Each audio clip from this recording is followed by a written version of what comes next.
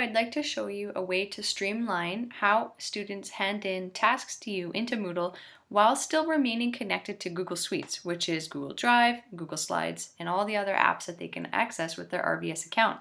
One way that I did this in an English class is I created an assignment. So this one here where it says My Journal, upload your links, videos, and photos, I created an assignment spot, a hub so to speak, where we always did journal responses and they only had to use one spot to hand that in. And this was something that we repeatedly went back to for learning outcomes throughout the semester. However, I didn't have to go to different spots or my email to locate the particular journal task because it was always in the same one. So I wanted to give you an example here of what this one looks like. So I called it My Journal and I gave them instructions on here. What's also great about this is that students can use Google Drive or they can even handwrite using lined paper. They just have to take a picture and then upload that picture. So you can still support UDL and different methods of representing their learning. However, you're creating one spot where they're gonna hand in something. So if there's a topic that you continually go to, this would be one method. So I encourage them to date and title each journal response, and keep the most up-to-date response always at the top. And then in one document, you could actually see over weeks and months a progression of a learning outcome because it was still contained in one spot. So I also included a rubric. That's something you might want to consider depending on the learning outcome that you're focused on for your assignment. And then when you go to grade it, you click View All Submissions. And underneath here, it's going to say your usernames. And then at the very end, if you slide, it'll show you file submissions here, and then it'll show you the method. So if they copy pasted in a Google Drive link to you, then all you do is click it and open up their Google document. Then you can also provide formative assessment because you can continually go into the same document that they are working in. So that's something to think about as creating a hub, one space for your learners to submit. So if that's in math, maybe you have a math journal. In social studies, maybe you have a current event spot. They always go to that one. It's less clicks for your user, and also it's all in one spot for you. Then when you go to mark and you hit grades, this assignment task will show up. So in order to create that, you want to make sure your editing is turned on. Okay, then you're going to slide to the section wherever it is in your Moodle that you want your particular task to be.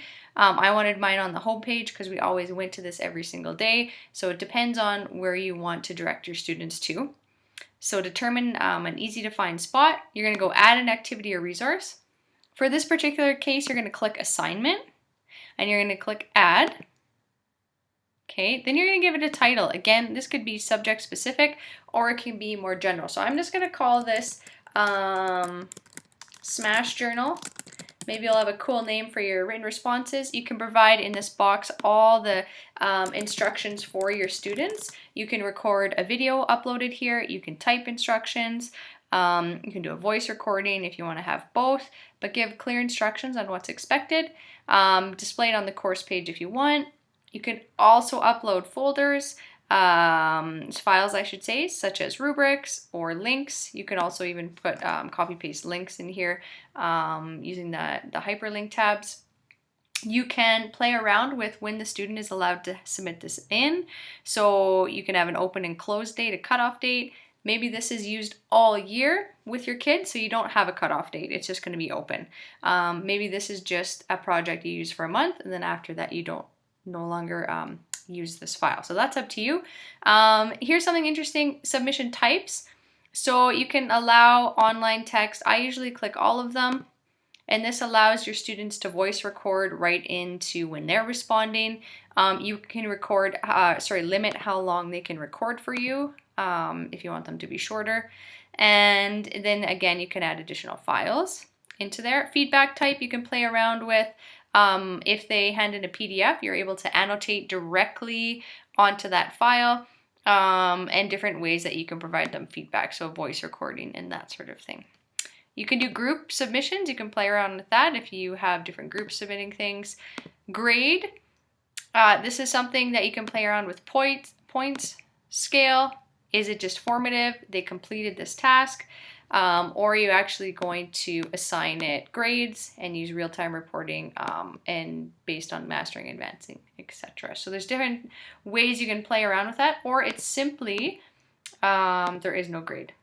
But usually it's good to have a completed or not completed section on there.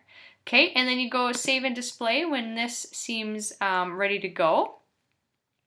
And then you can view, oh, there we go. So there's my Smash journal. I'm gonna go back to I think I put it on my home page. And there it is, Smash journal right there. Okay, and again, this can be a spot where they always hand in that particular task. So again, this becomes scaffolding when you're getting into the habits and the routines of your classroom. This could be a hub where they continually go to hand something in once, and then they continually work on that document, but you only have to go to one spot in order to assess that.